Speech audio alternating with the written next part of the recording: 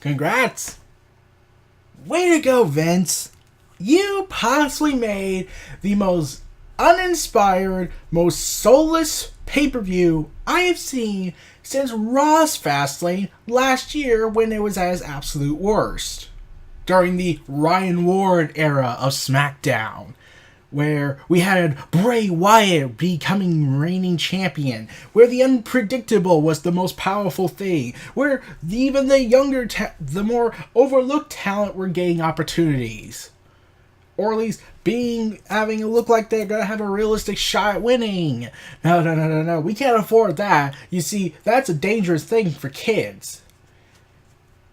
We create the most soulless excuses of television yet. This is possibly the saddest pay-per-view. Like, all the matches, I called it. I freaking called it. Like, no one cared about Luke Gallows and Carl Anderson versus The Miz Taraj.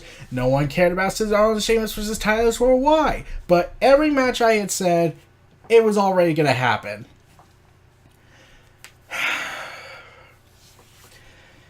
Luke Gallows and Carl Anderson versus The Miz Taraj. I was surprised The Miz Taraj got some offense in. I thought they were just going to be killed off, like, immediately.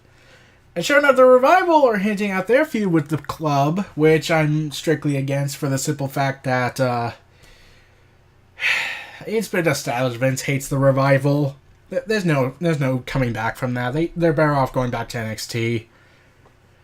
Because the Revival, once again, said tag team wrestling, not tag team division. So now they're going to be more buried than ever. So, congrats! No one cares. Yeah, this video might be incredibly short because there is nothing I could say to justify it. The match that stole the show was the opening matchup, the Women's Elimination Chamber match. They made the most of their time, but the guy who got the most performance out of this show was Braun Strowman because it's Strowman. Alexa Bliss defeats all the women. Let's see. Sonya Deville and Mandy Rose are eliminated. As the first two. Surprisingly, it took a lot longer than I thought. This match was close to 30 minutes long, but yeah, they gave Sonya and Mandy like a total of somewhat over 20 minutes of time to be in the ring. But besides from that, Mandy Rose is firstly eliminated by Sasha Banks. Then Sonya Deville is eliminated by Mickie James. Mickie James is eliminated by Bayley. Bayley's eliminated by Alexa Bliss. Sasha Banks betrays Bayley, finally. And then Alexa Bliss eliminates her. Saw that coming a mile away. And, yeah, out of all the matches, this one stole the show. And it's not like, that kind of feels like a backhanded compliment. Because at least we don't have a wrestler in that match that is so hated by fans that they will down everything he does. Because he exists. He had dared to exist, and now everything is screwed over. That's the viewpoint fans have of Reigns. So, Alexa Bliss is gunning for WrestleMania, cuts a promo looking like she was turning face, and then ultimately just lashes out on everybody. Saw that coming. Like, I actually thought, hey, if they actually make her go face, that would be surprising. Now we get Cesaro and Sheamus, a.k.a. The Bar, versus Titus Worldwide, a.k.a. Apollo. Oh, he had no last name. That never existed.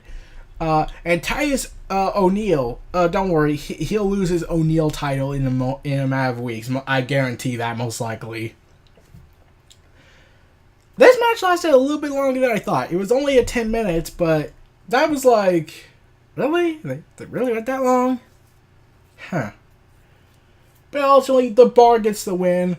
And I kept thinking, like, Titus Worldwide could win. I actually wanted them to win because Sheamus' health is said to be very up and up, because there's been word going out that Sheamus might have the same issues like Edge had that forced him into retirement, and yet Sheamus is still going at a level he probably should stop at.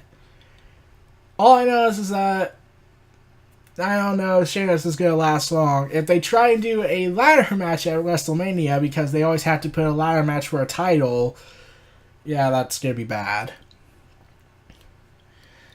Honestly, I wanted Titus Worldwide to win because, hey, it's something different than the bar. And hell, Vince could exploit the crap out of the charity achievements Titus has performed out of the goodness of his heart, because WWE has once said, philanthropy is the future of marketing. Stephanie words, not mine. Yeah, that was actually said. Yeah, that's still messed up. But because Titus O'Neil grabbed Vince's arm in an act of chivalry to do the ladies' first thing, he gets punished for it, so therefore, he dares exist as well. But in the opposite thing, fans like Titus O'Neil because, he was being punished by the machine of WWE that dare acts like, you want to be a gentleman? Fuck you, man. Then we get Asuka versus Nia Jax. Yeah, I saw everything coming. Asuka won. And once again, they keep trying to act like the NXT match never happened. They acknowledge the NXT streak she had. They don't want to acknowledge that match, that she wasn't part of that list. Because, well, you see that there's a reason for that. Because, because we discriminate NXT superstars. But you have acknowledged NXT, so you can't really discriminate unless you want to establish double standards. Well, fuck you! This is WWE, bitch!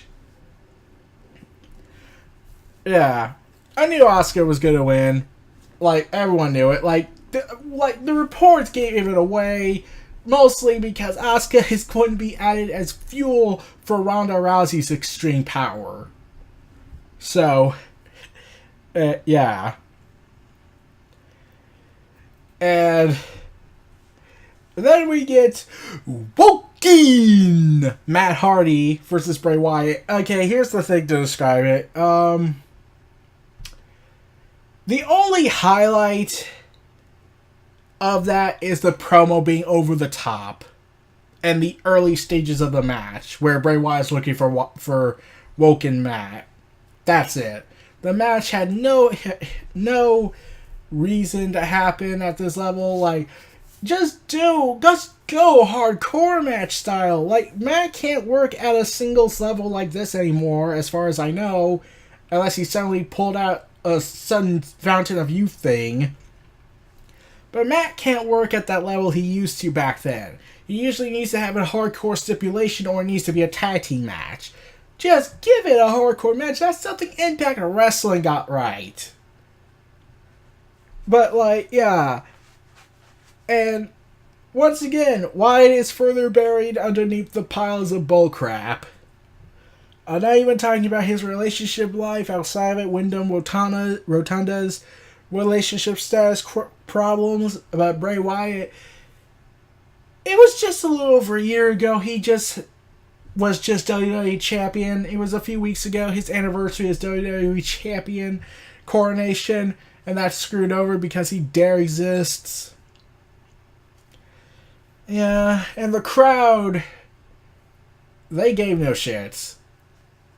I want to say I understand, but the fact that they were chanting for beach balls, we the people, like, if you want to chant for something to express your dissatisfaction with the product, can you chant for something that isn't like you're trying to take over the show?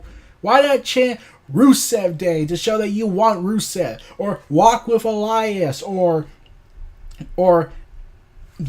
Get These Hands, or Let's Go Balor, Let's Go Rollins, Burn It Down thing? Why talk about guys who are no longer in WWE? Why say you want beach balls to be thrown around even though that is seriously messed up, and the only highlight of that beach ball shtick was Cesaro tearing it apart? It's not our fault Cena encouraged it even more. I kind of shows he does not give two shits anymore. So, yeah. As you can tell, I'm just rushing through this because I have no words to describe this show. It's so disappointing. It's so sad that we get all these great performers and we fuck them over because 90% of them are NXT guys. Several of them are guys Vince hates with a fiery passion. Other guys are reaching a point in their careers where their injuries are being called into question. People who are not fully seasoned yet to be doing high profile matches, and guys who we do live have screwed over because of the Machine's booking and Vince McMahon's super desire fetish for Roman Reigns. Like, I'm not blaming Reigns. As much as fans want me to do that, probably, I don't blame Reigns for any of this. He is the messenger getting shot. He's told, go out there and act like everything's alright, even though really it's not. So we get the Elimination Chamber, and once again, Strowman is dominant, Elias is awesome, Finn Balor is seriously underutilized, John Cena is a ginormous asshole. That's just my opinion. Seth Rollins is trying to do everything he can to get popular and over once again and trying to burn in the fires of the face run he so rightly deserves. And The Miz is The Miz. He's awesome. By the way, that gauntlet match, that place where the Seth Rollins' horrible run as a heel was forgotten and fans loved him again. There's just kind of a little problem with that. Despite the fact that Seth Rollins was the Iron Man in that gauntlet match, despite the fact Seth Rollins was doing everything he can to deliver high-quality Match of the Year bouts in one episode of Raw, no less. And not only did he just break Brock Lesnar's overall year run in WWE last year, as in, Lesnar was only working for what? Out of all his matches, someone tallied it up, he has worked a total, and I'm not kidding, 62 minutes. How much has Rollins worked for one show? 67 minutes! Lesnar, you lazy bastard. So, yeah. That says something, but despite all that, Vince is the one that makes the decision. Seth Rollins, they're going to go heel again. Is it exciting? Yeah, that's the plan. Because Dean Ambrose got hurt since they originally were going to turn Ambrose heel and since he really needed the revitalization. But because he's hurt now, they're going to say in Vince's anti-discrimination of his discrimination towards NXT, he's going to turn Seth Rollins heel after WrestleMania to feud with Reigns. Because, despite the fact that he just got the biggest reactions out of everybody in that show on Raw. And that Never Say Die performance. And Cody Rhodes had the audacity, all due respect to Cody, but he had the audacity to say that Vince is not trying to sabotage his own wrestlers. No, that would be absurd. And I'll get to Ronda Rousey at the end. Even though, really, I could probably give this match the main event of this video, but really, no. Just no. So, yeah. Braun Strowman is awesome. Elias is just entertaining. Too bad that his Walk with Elias gimmick will soon be killed off, possibly after WrestleMania. But can we at least get Walk with Elias versus Rusev Day or Walk with Elias versus Rock Concert first before we kill his gimmick? Because it got over organically. And here's the saddest thing. Roman Reigns was penciled in a year ago. We already knew this was coming. Vince is trying so desperately to kill his career before it could truly begin. Now, why am I saying... Why are you saying Vince is trying to kill Roman's career? Like, he's been given everything. That's precisely the problem. He's been given everything in less time than Cena. Cena is still not IC champion. He's not a Grand Slam champion. I think it was either that or Triple Crown champion, but I'm trying to remember that. He's not one of those titles because he's never held the Intercontinental title. He's never held it. Roman Reigns has. That says something. And Cena's been working for over 15 years. But Roman Reigns is that before him. That should say something what's wrong. Vince has given everything to Reigns to the point that once WrestleMania comes around, once he beats Lesnar 1, 2, 3, there's nothing left. It's done. It's over. Vince created the masterpiece of all masterpieces. He made a star that can be overpushed and into such an extreme that it could ruin a person's career. Like Roman, he has nothing left after WrestleMania. He's done. He's beaten every guy at least once, unless he suddenly joins the Cruiserweight division, which we all know is not going to happen, because even then WWE's not that stupid like the TNA did with the whole X division, screwed that up. But yeah, I'm drained. I'm just seriously drained about all this. Vince hates everything. He hates that Triple H is better. He hates the fans could come up with something better than him. He hates the fact that we can play a video game and come up with a better show than he does. And I should know, I had only one disappointing moment in WWE Universe mode that I've done on YouTube. But everything else, I've always tried to make at least a 5-star quality matchup at best, even when I'm playing on Legend mode. Oh, man. And then we get to what might as well have just been the end of the show. Ronda Rousey's contract signing. Yeah, don't give her a mic for a little bit. Let her take time with developing it in Performance Center. Like, okay, just have her be the silent badass, or learn from Heyman backstage how to cut a promo much better. Because, yeah, she tried her best. She's trying to be this nervous character, even though that really doesn't fit her. It's Ronda Rousey. They call her the baddest woman on the planet. Why not just make her like, and I know this is going to be a bad comparison probably to some people, why not just make her Kim Shamrock? You know, all fists and no talk. Or whenever he does want to express himself, she could, Ken Shamrock would just use his facial expressions and intensity. Why can't Ronda do that? Oh wait, she can, she did, when she threw Triple H into the table, and Kurt Angle was just as hilarious because, once again, he's been botching things up lately and acting like the crazy madman, which I can only assume Vince is writing him that script, to just portray him as a senile old man in the ring. Yeah, something tells me Vince wrote that. And, you know, I'm surprised that Vince, in his vindictiveness, did not write Stephanie or Triple H or Kurt Angle even to say that, like Kurt Angle mentioned that Ronda is a quote has-been, that Stephanie mentioned that about her, which should say something. But I'm surprised Vince, in his senile state, did not write about Ronda losing twice and quitting. Because Ronda Rousey is still affected by that years later. And Vince doesn't get two shits, I bet. He just sees some money out of her. He doesn't see a person. If he did that, then Jimmy Jacobs would have been fired for some bullshit. But yeah, Ronda Rousey afterwards let her facial expressions and rage tell the story better than her mic time. Like, I'm not going to bash Ronda. She tried the best she could, but considering that this is a strictly creatively stifling environment led by an oppressive senile dictator who doesn't know how to stop.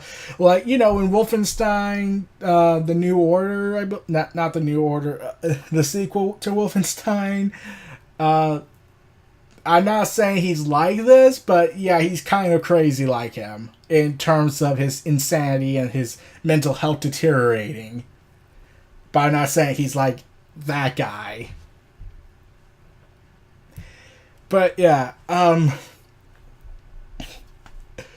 Rousey pile drives Triple H through the table. Stephanie McMahon is pissed off and does the critical mistake of slapping Ronda Rousey in the face. And Stephanie just realized, oh shit. When the fans start chanting, "You fucked up! You fucked up! You fucked up!" That was the loudest the fans got on the show that wasn't disrespectfully insane. Or like I already heard Kairi Sane got hugely bashed because, oh well, she's Japanese, therefore we can bash her for Pearl Harbor even though she was not born at that time. She wasn't even a thought in her father's eye. Her father was probably at best a young kid when it happened, when everything went to hell back then. Or even the grandfather was still like what, middle aged. I'm just guessing. Let's see. Yeah, I'm still questioning that.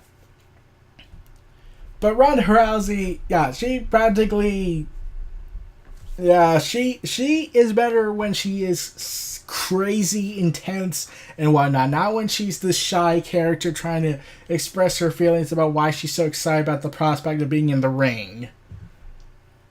So, and they clearly hinted at Ronda Rousey versus Stephanie McMahon with Triple H and Kurt Angle, even though I would have loved if it was Braun Strowman and Ronda Rousey teaming up to fight Triple H and Stephanie, because Braun Strowman and Triple H have unfinished business. Just like he does with Kurt Angle, just like he does with, to an extent, Roman Reigns even. Since, Roman Reigns was screwed by Triple H on the Universal Championship match Fatal 4-Way bout 2 years ago, and yeah, no one wants to talk about that segment because that would be being logic and continuity. So, yeah, Elimination Chamber, ultimately disappointing in my opinion. And, they written in such a way that Fastlane, that SmackDown Live's Fastlane, which I must stress is still under the Road Dogg regime because we can't have creativity flourish, is having a better shot to, do better than Elimination Chamber. And it didn't have any of the 205 Live division. So that indicates that, 205 is being phased out of Monday Night Raw since, Vince can't have a Triple H product on his show. So we gotta discriminate as hard as we can. So those were my thoughts on possibly the most disappointing show, most predictable show, most dry and still show in WWE 2018, Elimination Chamber 2018. This was Neo Reality Antenna. Feel free to like, comment, subscribe, and donate to for more.